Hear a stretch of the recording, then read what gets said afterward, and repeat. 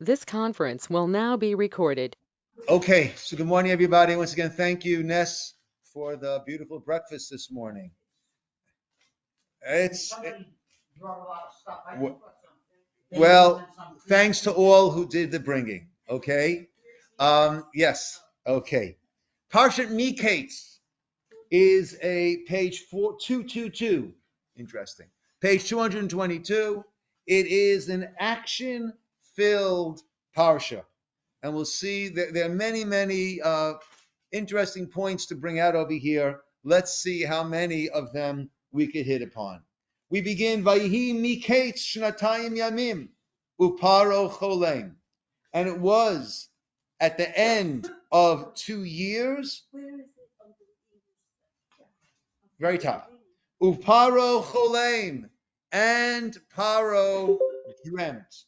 And Paro dreamt. Right? It seems a little bit strange. We're introducing now, right? Paro dreamt, and Paro dreamt. Well, all these dreams. We've had many dreams, right? What dreams have we had so far? Even before Joseph's 2 dreams, we had Jacob's ladder dream, okay? And then we had Joseph's 2 dreams of first the sheaves bowing down to his sheaf, and then the stars and the sun and the moon bowing down to him. Then we had, and those dreams, contributed towards the brothers' animosity towards him, right? And then when Joseph is sold down to Egypt, and then he is thrown into prison by the false accusation of the wife of Potiphar. So then we had 2 more dreams. Which dreams were there? The baker's dream and the butler's dream. And the baker's dream, as he interpreted, the baker was killed and the butler was put back. Now, these dreams were all vehicles through which Joseph would be taken out of prison, right? Actually, if you look back 1 page, when he turned to the butler and he said to him,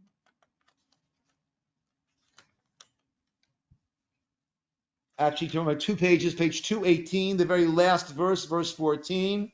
He said to him, Kim zachartani itcha, right? And then, if only you would think of me, remember me, kasher yitav lach, that I've done good to you. Kasher yitav lach, when he will do good to you.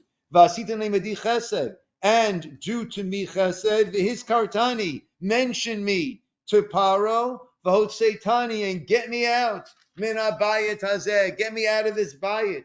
Ki gunov gunavti me'eretz ha'ivrim. I have been stolen from kidnapped from the land of the Ivrim, and here I have not done anything. They've placed me into this bore, into this pit, into this dungeon. Excuse me. Okay, but what happened? The Lo Zachar, the very last pasuk on page 220. However, the Sar HaMashkim did not remember Joseph, Vayishkachehu, and he forgot him. He did not mention him right away, and he forgot him over time. So therefore, what needed to happen? Something else needed to happen. Paro cholem, back to page 222. And now Paro is dreaming, meaning, so we need an added push over here to get Joseph out. Now, the Medrash says, Vayhi Miketz, and it was at the end of Shnatayim Yamim, Ketz Sam Lachoshech. An end period was established for the darkness, Paro Cholem, and Paro dreamt. And the Medrash is teaching us a very, very important fundamental Jewish view concept. And that is that we very often confuse the cause and the effect. We confuse the two. If we were to read this simply, we'd say, what was the cause? Paro's dream was the cause of the effect, the result of Joseph leaving prison. As he was brought out, we'll soon see, to interpret the dreams. So we'd say Paro's dream led to Joseph's release. And the Pasuk has the order reversed. And it was at the end of 2 years. Joseph, it was decreed that he must remain in prison for an additional 2 years because he placed his trust in that person. Al tiftuchu menadivim. Don't place your trust in people. Because he placed his trust in the butler to get him out of there. Now, was it wrong for Joseph to make some efforts to intercede? No, right? We need to make our efforts, but our trust cannot be in that person. And by Joseph asking twice and almost pleading, so that was a lack of putting his trust in God. Again, it's okay. I think it's the Brisker Rav says, he said, remind me twice. Remember me. Therefore, it was decreed 2 extra years in prison. What would have been had he said it only once? So you fell for it, right? So the answer normally is it would have been 1 year in prison. There are those that say no time in prison, because asking once would have been proper hishtadlut, making the proper effort. By asking twice, he was showing that the first one was also not proper effort that God should help, but rather it was placing his trust in the butler. So now the 2 years are up. So what's going to happen now? Paro is going to dream. So it's not that the dream caused Yosef to be released. It was the 2 years were up, meaning time for Joseph to be released. That's what caused Paro to dream. We very often confuse the cause and the effect. The story I've told before, a story that I love, that a person came collecting funds and came to a house of a rabbi in Jerusalem, and the rabbi didn't have any money to give him. But he had a lottery ticket that someone had probably given him, a lotto in Israel. So he gave this fellow the lotto ticket. The guy comes back a week later and he says, Rabbi, we won. And he wants to split the money with the rabbi.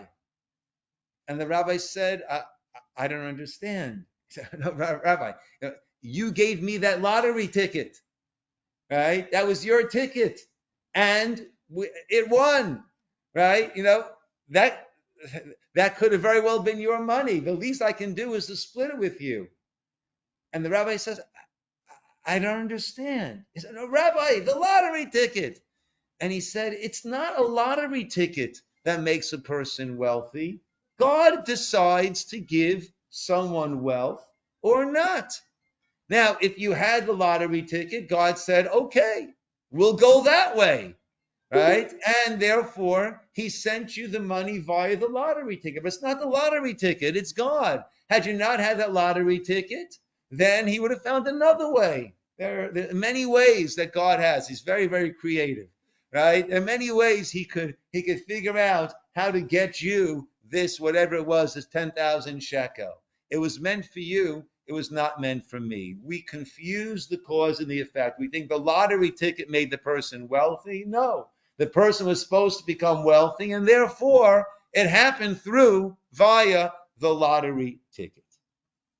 Okay, so Paro has his classic dreams, right? The dreams of the 7 fat cows, followed by the 7 skinny cows, and they're eaten up, they're consumed, and there's no trace anymore. They remain as thin as they were before.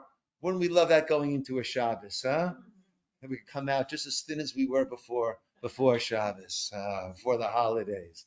Not so simple. That's a dream, right? Now that's a dream, right? And the second dream was that he had these stalks, these full 7 ears of green, sprouting, healthy and good, followed by 7 thin, wind blown after them. The thin ones swallow up the healthy ones. Paro awoke, and behold, it was a dream. At this point, he knew that it was a dream. It's interesting. What happens, and he realized that this was of serious, serious importance. Some explain, and behold, it was a dream, that he knew this was serious because in his dream, he knew that he was dreaming. In his dream, he knew that he was dreaming. So he knew that this was something beyond. Have you ever had that? I've had a dream, and then at a certain point I said, "This is a dream, and I've had enough of this. This is not pleasant."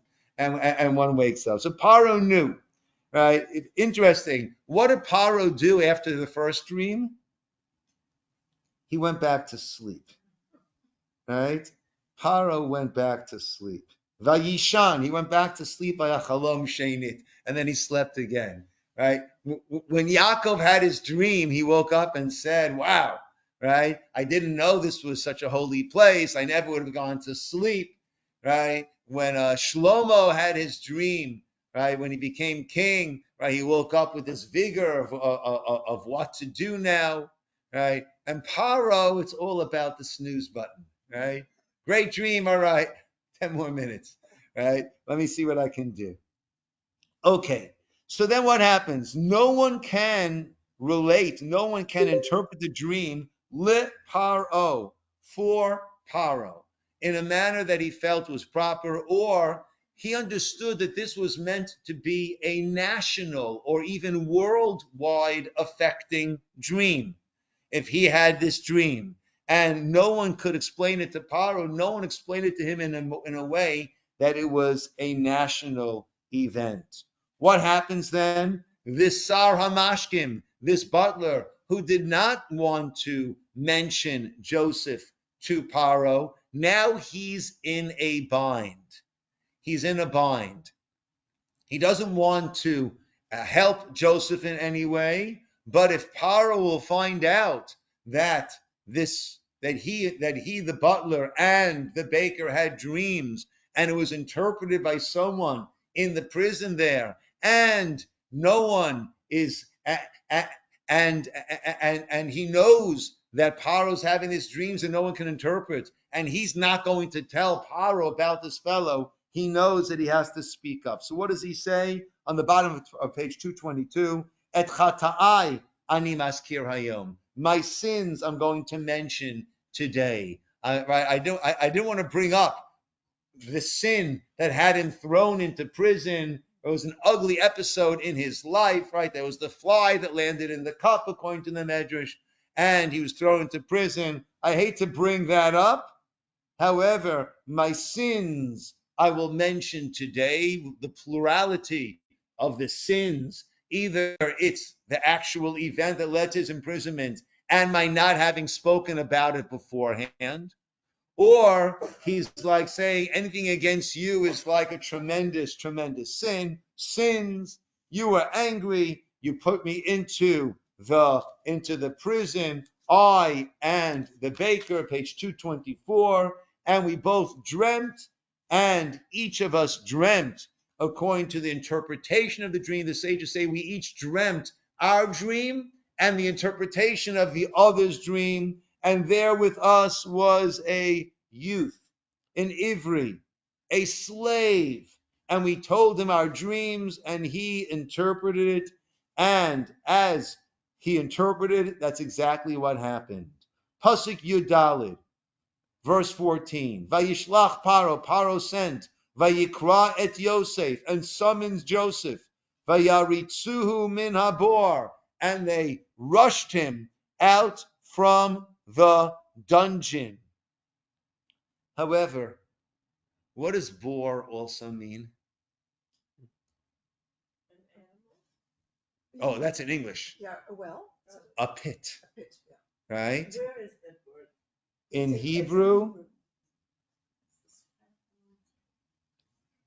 it is the fifth line, last word on the fifth line in Hebrew, right? In English, it says the dungeon.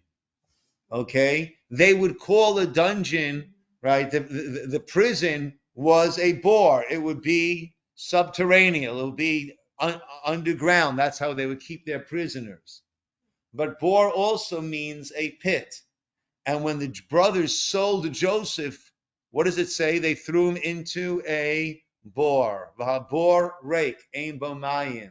When they threw him in, when they threw him into a pit and then subsequently sold him, so it's referred to as a bore. So many point out over here that Joseph is finally coming out of that bore. Right? That's set into in a whole series of events for Joseph being sold down, brought down to Egypt, sold as a slave to the house of Potiphar, being wrongly accused, being thrown into prison again. Now is when he is finally getting out of that bore. And Paro tells him his dream. Yosef interprets the dream to say that there's going to be 7 very full years, followed by 7 famine years, and the famine years will be so severe that there'll be nothing left of all of those full years, unless, and therefore he goes on to say on page 226, Va'ata, verse 33, Va'ata yereh Pharaoh ish navon v'chacham, appoint a very wise and discerning person over Vashiteu and place him over Mitzrayim, and divide up the land during these 7 years and gather all the food. Because the challenge is, right, there's an economic term for this, that as a person's earnings increase, the spending also, I forget the economic term, the spending increases all along with that. There's a certain creep that it just, right, one's spending just creeps up along with that and increases. So when there is this abundance, it's hard to have the mindset to scrimp and save and to be careful and to be frugal. Right? And therefore we needed an ish chacham v'navon, a person who's wise and insightful, in order that during this time of plenty, because we always think if it's plenty, it'll always be plenty, or even more plentiful. So therefore he needed someone to be appointed to gather together all of this during that time, and that way they will be ready to save the country during those 7 famine years. Paro says, there's no one like you. If God has told you all of this, importantly, I didn't mention before, but when Paro said to Yosef, I understand you can interpret dreams, and he says, Bil Adai, it is not me. Elokim, God Ya'aneh et Shlom Paro. It is God who will tell the welfare of the Pharaoh. Meaning it's not me. So he said, if God has let you know all of this, then you will be in charge and you will support. Right? It's pointed out later on, right? So all of a sudden, Paro is very, very frum over here, very, very religious. God has let you know all of this, right? Therefore, you're the one, right? Or before that, even verse 28, Paro said to his servants, "Can we find such a person that the Spirit of God is in him?" Now that they said to Yosef, God has let you know all of this. Yet later on, when Moshe comes, what does Paro say? Huh? Okay, so some say it's different, some say it's the same. Yeah, right. But either way, it's a very different attitude, right? Right? Mi Hashem, right? Who is this guy? I never heard of God, right? So yeah. Let me pull out the encyclopedia, the World Book Encyclopedia. That's before Google. You have to take out the World Book, right? The God Book. But very often we are the same, right? and that we are selective when we invoke God. Over here for Paro, right? Hey, this God is telling Joseph, interpreting the dream, that in a way that's very beneficial to me and my kingdom. I'm all in. Oh, this God is telling me I have to let the slaves go, right? That's already a different narrative. Me Hashem, who is this God that I should listen to him? And right, we also deal with that, right? When something goes wrong, right? By us, something goes wrong, it's God, why me? When things go right, right? It's not necessarily why a God, why me? Why do I deserve all of these blessings, right? We also are somewhat selective in our application. Now, very interesting. Pasuk Memhei 45. Vayikra Pharaoh, and Pharaoh summoned, and he called Shem Yosef, the name of Joseph. He gave him a new name. He gave him the name Tzafnat Pa'aneach, which means the one who, that which is hidden, he reveals. Vayitain lo, and he gave him a wife. Who's the wife? Osnat Bat Potiphera Kohen On Leisha. Who's the wife? None other than the daughter of Potiphar. Oh, Potiphar is the house that he worked, and his wife, Potiphar's wife, had claimed she tried to seduce Yosef, and she claimed that he came in and tried to violate her. Now he's marrying the daughter of Potiphar. So it's very interesting. If she made this claim that this slave boy came and tried to violate her, then Joseph should not have been thrown to prison. What should happen to Joseph? He would have been killed. So the Targum Yonatan ben Uziel over there explains that Potiphar knew his wife, and he also knew Joseph, and he was therefore not totally convinced that the way she described the events is completely accurate, that that's actually what happened.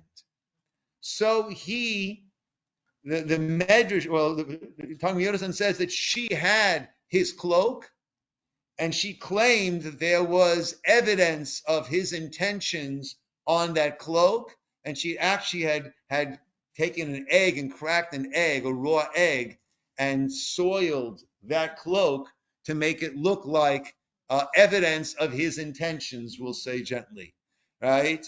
And Potiphar, had that examined by the Chachamim, by the wise people there in Egypt, to determine exactly what is this substance on the cloak.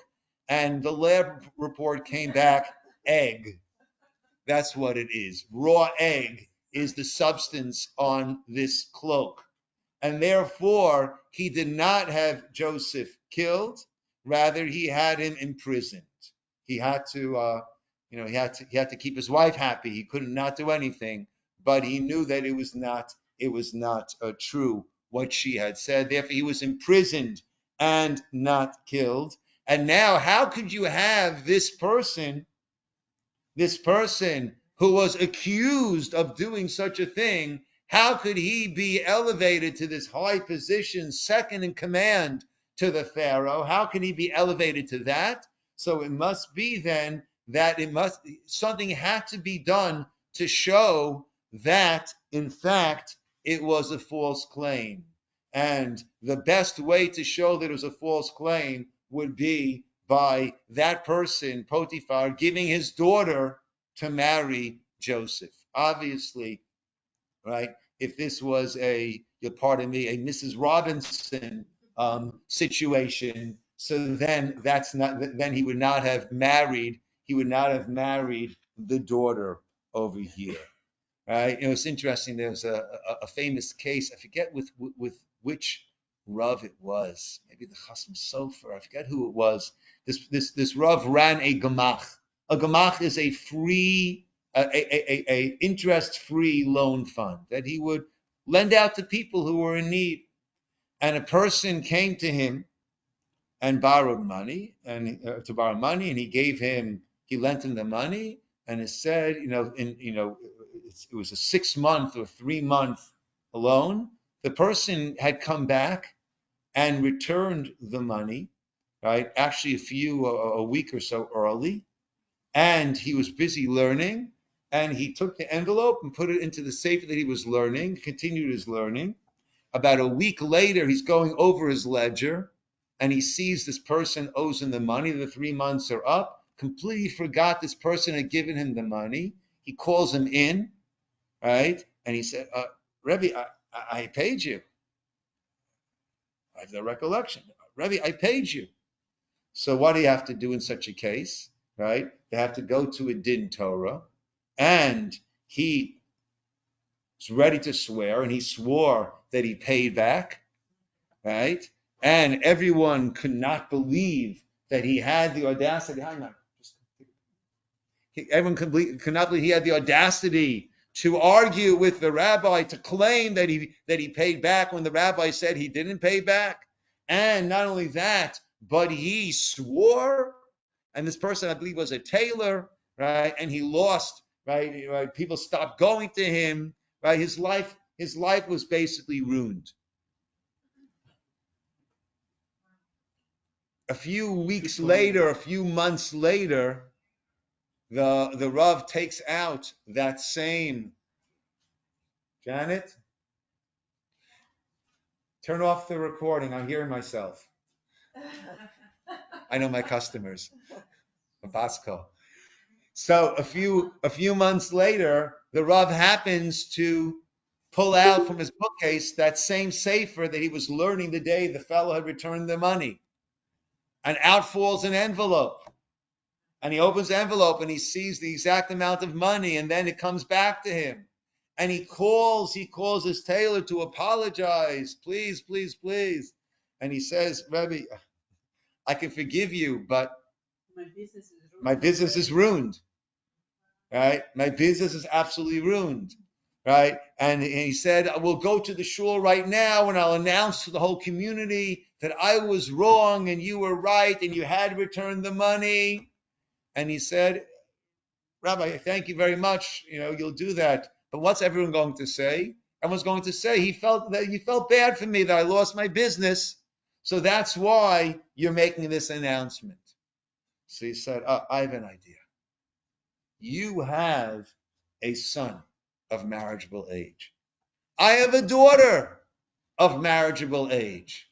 Let's make a shidduch between my son, your daughter, whichever one it was, and that way, right, everyone will know that if I took you as machatanim over here, we married, then clearly, everything is good, everything is clear.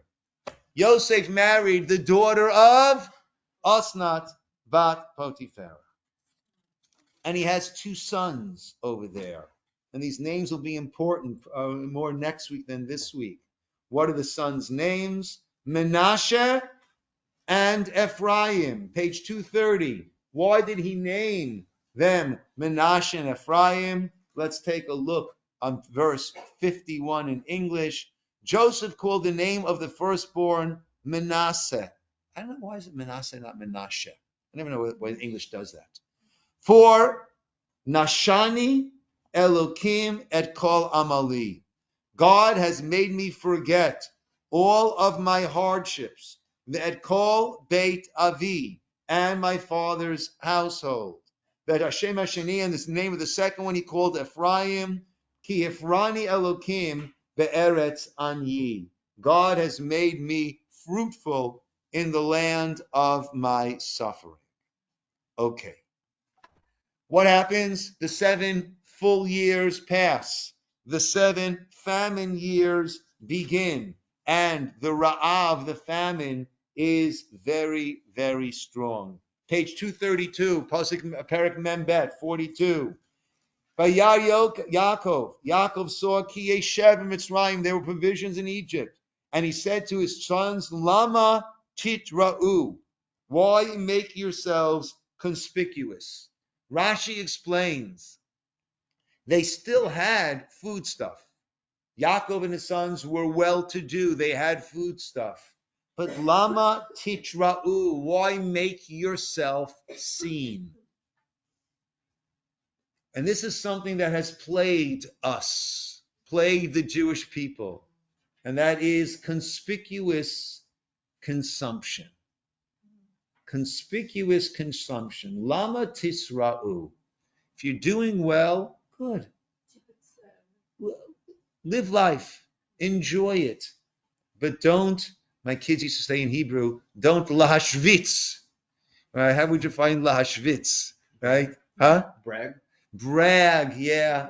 Don't don't put it into other people's faces. Lama titra'u, and therefore I heard that there are provisions in Egypt. Go down there and buy us some food. Very fascinating. Pasuk Gimel. Vayerdu ache Yosef asara. Right? In the Torah, you'll pardon me, pronouns are very important. How do we describe them over here? Ache Yosef, the brothers of Yosef. Not the brothers, not the sons of Jacob, but the brothers of Yosef. What is that telling me? How are they starting to feel? They're starting to feel that kinship, that brotherhood. Right? If you remember when Yosef first went to them and he met that person in the field, he said, Et achai anochi mevakesh. It is my brothers that I'm seeking. Yosef looked for his brothers. Yosef was looking to build brotherhood with his brothers when he went out there. But they saw him me'rachok, the pasuk said. They saw him from rachok. What's rachok? From afar. They did not allow that closeness, that kinship to come, and they sold him. But now they are referred to as Ache Yosef, as the brothers of Yosef. Rashi points out, Hayu mitchartim b'mechirato. They were now regretting that sale. They thought that by selling Joseph, their father's favorite, then they would have a better connection with their father. But what ended up happening as a result of the selling Yosef? Their father is in a state of perpetual mourning. It has not helped. It has hurt. And I'm sure also we'll soon see they're starting to have their own regrets over the calculation that they made. Very often we make a calculation, but we recognize that it was not the best decision that we made, and our calculation was somewhat faulty. And therefore, they decided to treat him with brotherhood and to redeem him, because he is the slave somewhere over there now. They're going to redeem him. Whatever the price will be, they are planning to go and to redeem him. And what happens? They come down, and Yosef, Psalm 232, Yosef is now in charge over there. He is the one who is dispersing to all who come down.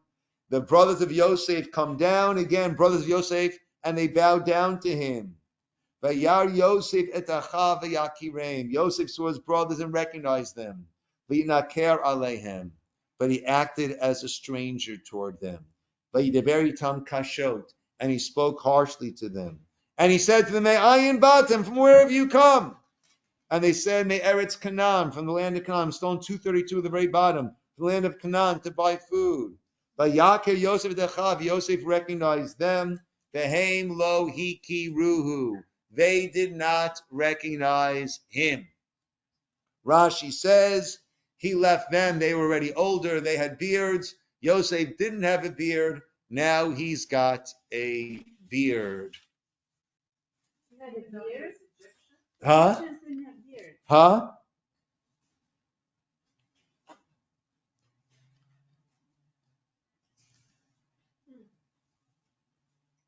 Well, it says over here that Yosef, according to Rashi in the Medrash, Joseph had a beard, right? That's what Rashi says. Not the pasuk itself. Rashi says that. Rashi brings the commentary over there. Something that I've shared before. You bump into someone. I was in the airport after I went to Israel after October 7th. I was in the airport. There's a guy who was ahead of me in line, and the people were asked, and the security was asking him the typical questions. His back was to me.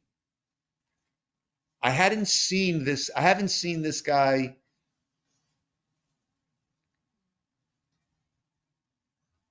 about a good 35 years. I haven't seen this guy. We were friends as teenagers. I hadn't seen this guy in 35 years. I heard the voice. I saw the way he was standing. I said to myself, that's David. He turns around. I say, Dave? Whoa! I hadn't seen him in 35 years. Beard, no beard. Right? You hear a tone of voice. You know, right? And with me, sometimes I see this person. They remind me. Oh, no, I don't know this person. But the way they're walking reminds me of this. The way they talk, the tone of voice. Right? And here, they spent 17 years with Joseph. But the beard. Once there's a beard, they had no clue who he was. So what I think, certainly a possible pshat understanding is, they would not allow themselves to think that this could be Joseph. It's a very unfamiliar role for Joseph to be in. It's an unfamiliar role, right? Here he is, the second man of Egypt. But even more than that, if this is Joseph, then his dreams were real. And they committed the greatest travesty possible in selling him. This means that they were so incredibly, fundamentally wrong in everything that they have done. All the pain they caused their father, the pain they caused him, right? The strife that resulted, right? Yehuda went off afterwards, left the family. We had the whole Tamar incident. All that came about from this whole sale is so wrong. This cannot be Joseph. And he could walk like a duck, talk like a duck, but he will not be a duck. That's it. They could not. Right? The mind is very, very powerful. I shared before that when my sister La Shalom passed away, it was June time, and my brother and I would sleep when the summer months were coming. Before we go off to camp, we would move out of our room to go sleep in the basement. We didn't have air conditioning. My parents' room had air conditioning. We didn't have air conditioning, so it got kind of hot. So we would sleep down in the basement and keep us nice and cool. And we knew, of course, that our sister was at her end. And there it was, middle of June, and I hear the voice of my cousin, the rabbi, upstairs, and my uncle upstairs, 7 o'clock in the morning on a weekday, right? On a school day, on a weekday. No one's coming to wake us up. In my mind, there was this steel wall that went there. And I'm considering all the possibilities. Snowstorm. No school today. June. Snowstorm. No school today. If it's snowstorm, why is my uncle and cousin, the rabbi, there? How did they get there? Did it make a difference? Steel wall. My mind would not let me contemplate what happened until my father came down and said, boys, and shared with us. The mind puts up a steel wall when it's not willing to accept something. And the brothers had this steel wall over here. Sure sounds like Joseph, sure talks like Joseph, Shore moves like Joseph, the right height, the right build, the right coloring, the right eye color, the right everything, but no way. He's got a beard. It's not him. Janet. This also, then recaps and begs the question of if they were so misguided and they are tzaddikim, how did Hashem let them go so far with this concept of Rodef? How did God let them go so far? With this concept of that Yosef was the Rodef to the 12 versus the 1. Rodef is that he was trying to get them cursed by their father, and therefore they had to take the means. Right? We have free will, but it always gets interwoven into God's master plan. We have free will, but it gets interwoven into master plan. Actually, I mentioned before that Paro didn't remember Yosef, didn't remember Joseph when he makes the decrees later on against the Jewish people. Right? There are those that explain he didn't remember the lesson of Joseph.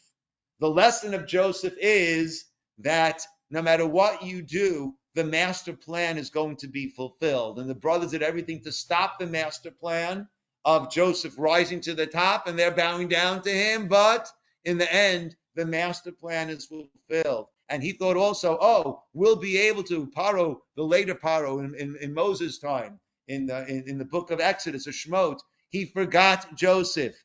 We can prevent this nation from becoming big, from becoming great. Right? It gets woven into the master plan. Then we have this pasuk, page 234, the top pasuk. Vayizkor Yosef v'chalamot asher chalam lahem. Joseph remembered the dreams that he dreamt for them, and he said to them, "Meraglim atem, you are spies. L'rot et ervat haaretz batem. You came to see the nakedness of the land. You came to stake out the land over here." Rashi says he remembered the dreams, v'yada, and he knew shenitkaimu, that the dreams had been fulfilled.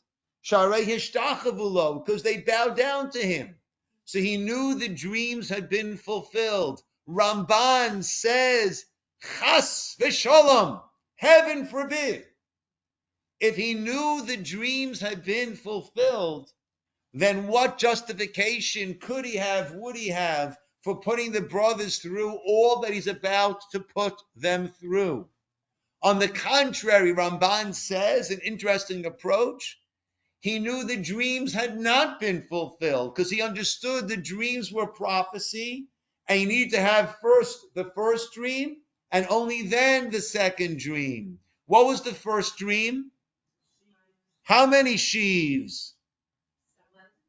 All 11 bowing down to him. And what had just bowed down to him now? 10. Who's missing? Benjamin, Binyamin. And Ramban says that's why he had to disguise himself, and that's why he never wrote home beforehand. Because had he written home beforehand, what would have happened? His father would have come with his mother and the brothers, and they all would have bowed down to the viceroy of Egypt, which was the second dream, 11 stars, sun and moon. But the first dream had to be fulfilled before the second dream. And that's why Ramban explains, what did he need to do? Devise a means of getting Binyamin to come down. How will he do that?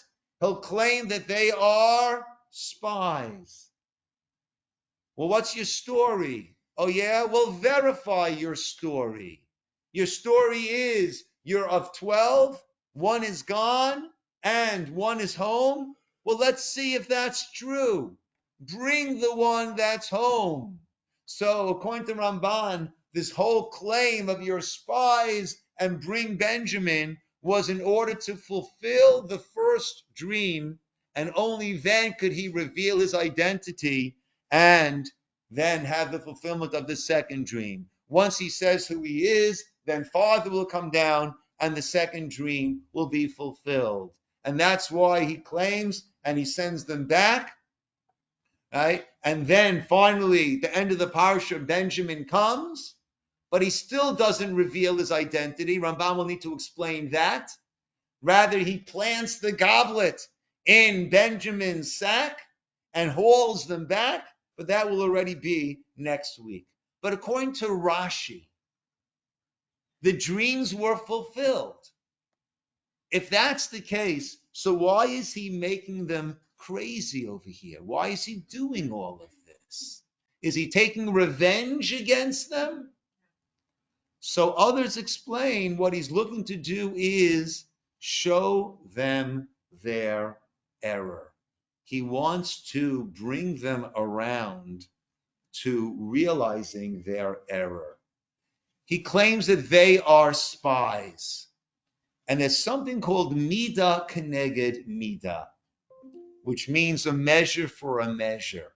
Measure for measure does not simply mean, oh, well, I tripped somebody, so now I'm going to trip and fall. Measure for measure is meant to show me. That's one possibility of measure for measure, because that will show me my mistake. I need to start to contemplate, well, why did I trip and hurt myself? Oh, I tripped that other person. Now I know how it feels. The idea of Midah Keneged Midah is to make me recognize the mistake I made. Yosef is doing a lot of Midah Keneged Midah over here. He claims that they are spies. And they say, us, spies? We're not spies. Why is he claiming that we are spies? Oh, did we ever claim that someone else was a spy? And that will cause them to walk back to their relationship with Yosef and that which they had claimed that he was. Fine. Yes. Another aspect of this that I've read is that brothers didn't all together into the city. What they did was because they didn't want to be conspicuous. Good. And so they spread out and they each went a different way into the city. Correct. So that's what gave Yosef the pretense, right? It wasn't out of the clear blue, right? That's what gave Yosef the pretense to claim that they were spies. I think they also said that they had a missing brother and they were trying to see if they could find him. Yes. So what does Yosef do then? He says, you know what? You all can go back. However, I'm sorry. Let's just take a look on page 236. When all this is happening, so he puts them all in prison for a few days. And then he says, listen, you know what? One of you will stay in prison and bring food back home. And then your younger brother will bring here. And that way you'll be able to verify your story. Page 236, Pasuk Chaf Aleph, verse 21. Vayomer Isha Lachiv. One man said to his brother, Aval Hashem anachnu. We are guilty. Al achinu. On our brother. Why is all this happening to us? Why have we been thrown into a prison, into a bore, into a pit? We are guilty on our brother. Asher ra'inu. We saw tzarat nafsho. We saw the anguish and him pleading with us. And that's why all of this is coming. Reuven says, I told you so. I told you so. Below shamatem, he didn't listen. And now his blood is being demanded. They did not know Joseph was listening. There was an interpreter between them. But Joseph understood exactly what was being said. He turned aside and he cried. And then he said, you know what? Vayikach meitam et Shimon. He took Shimon, and he locked him up before them and said, all you guys go back and then come back with your younger brother. And that's what he does. Why Shimon? So Rashi says Shimon was the one who said, throw him into the pit. He's the one who threw him into the pit. He's the one who said, here comes the dreamer. That's why he took Shimon. So at first glance, this might appear to be revenge against Shimon, right? However, right, Shimon and Levi were a dynamic duo. He wanted to separate the two of them. But a cousin of mine, Rabbi Gedalia Ciner, a different cousin I mentioned before, said a very, very beautiful explanation over here. And he said, Yosef knew that the story is going to be up pretty soon, right? At a certain point, he'll have to reveal himself. Father's going to come down, and he's going to want to know what happened. And if he hears the whole story, did he or did he not, we'll see later on another week, right? But there's a chance he's going to know the story. And he's going to know the role that Shimon played. Therefore, what does he do? He holds on to Shimon. What happens now? The brothers go back without Shimon, and they have the food, and they want to bring Binyamin, right? Vayomer. Take a look on page 238, Pasuk Lamed Vav, verse 36. Vayomer alehem Yaakov. Yaakov said, the father said to him, Oti shikaltem. Right? He said, you have, how to define shikaltem, best way for shikaltem. Right? You have bereaved me. Right? Now, when they opened up, the money was there, so it made them all nervous. What does he say? Yosef einenu. Yosef is not here. Shimon einenu. And Shimon is not here. Ve'et Binyamin tikachu. And now you want to take Benjamin. So by Joseph locking up Shimon, what did he do? He caused this longing that his father would have for Shimon. All of a sudden, Shimon is there in between Yosef and Binyamin. Now we know the wife that he wanted to marry, that he worked for 14 years for, was for Rachel. And her two sons were Yosef and Binyamin. And that was a big part of the special love that he had for Yosef. And now presumably for Binyamin. And now Joseph has so strategically placed in the heart of Yaakov, his father, Shimon is there right in between Yosef and Binyamin. And that way, if and when Yaakov will find out about Yosef, about the sale, and about the role that Shimon played, he will have this added love, connection, longing for Shimon that will temper any anger that he will feel towards Shimon. What happens then? They don't want to send back. Finally, Yehuda steps up and says, I will guarantee the safe return for Binyamin. And this is very, very important. What do we see? Yehuda is the one who said, hey, what do we gain by killing him? Why don't we sell him instead? Now he has seen the anguish that caused father. Now he's willing to go to all ends to guarantee the safe return of Binyamin, even though Binyamin is the remaining son of Rachel, of Rachel, that caused all of that animosity and the brothers feeling that they were being pushed aside. He is the one who guarantees his return, and they all go back to Egypt, and Yosef treats them royally, and then Yosef sends them all back. But then what happens? On the way back, he had the goblet planted in the sack of Binyamin, and that is where it is found when he sends men after them. Page 248 as the Parsha ends. It was found in the sack of Binyamin. They tore their garments, and they all go back to Joseph. Joseph says to them, what is this that you've done? Don't you know that I can figure these things out? Yehuda says, what can we say? Right? We will all be your slaves. And Joseph says, Chalila li, sacrilegious to do such a thing.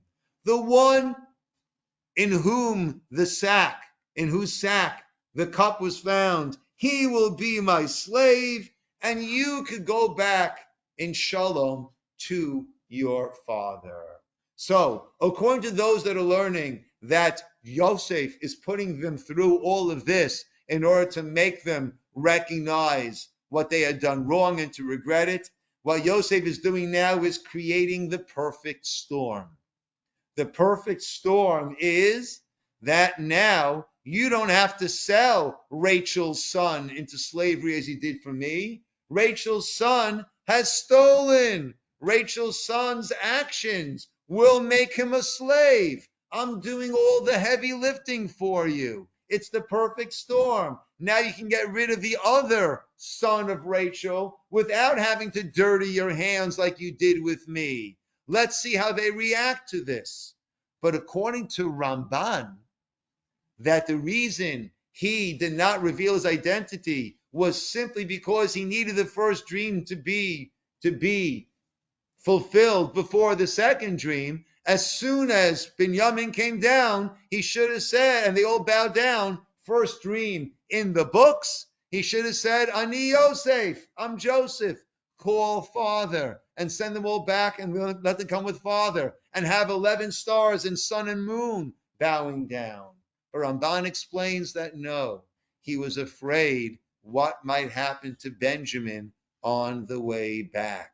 And therefore he wants to keep Benjamin here for safekeeping. You can go back, I'll keep Benjamin here, and then maybe I'll send a message that you and father can come, right? Different ways of looking at it. Also a third way, we'll see that already next week, my friends. He was afraid that who could. The brothers, the same way the brothers hated him because father loved him. In his absence, he figured father probably has heaped all that love onto Benjamin. They probably hate him also. Who knows what they'll do to him? Let me keep him here for safekeeping along the way. Strong doubts about the virtue of his brothers. Of where they were at still at this point.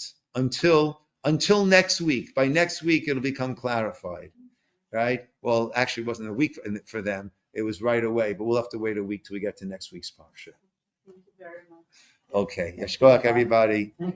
Okay. Thank you very much. Everybody can say goodbye to those who are here online. Right? Thank you, Rabbi. Yeshkoach. Thank you, Rabbi. Thank you. You're welcome. Bye, Ora, Bye-bye. be well, Ora, Elizabeth, Thank you. Linda, and Bye-bye. Lynn. Thank you, Rabbi. Ora, you still there? I'm Miri here. wants to say Yeah. hello to you. Hi, Open your camera Miri. so she can see you. Yeah. Well, when I'll be more presentable, I'll show myself. Okay, Thank you. fair enough. Bye. Okay, shalom, shalom, everybody. Shalom. Chanukah Sameach.